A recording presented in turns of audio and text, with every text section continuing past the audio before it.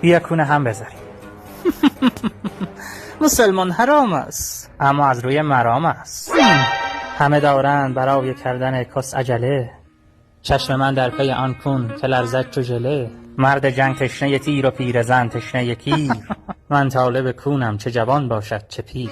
چوب که تو عصیانگر و مغرور است. دوای درد تو کمی کافور است. بکن بر زوجه خودت بسنده، این فعلی محال است بذاری کون بنده.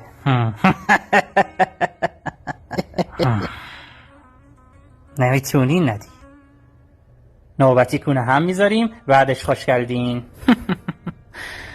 بسیار خوب ابو گما، گویا چاره‌ای برای من نمانده، درش بیاور. جان چه میمالی؟ توف میزنم سرش دردت نگیره. اینا چیه این همه تو میزنی؟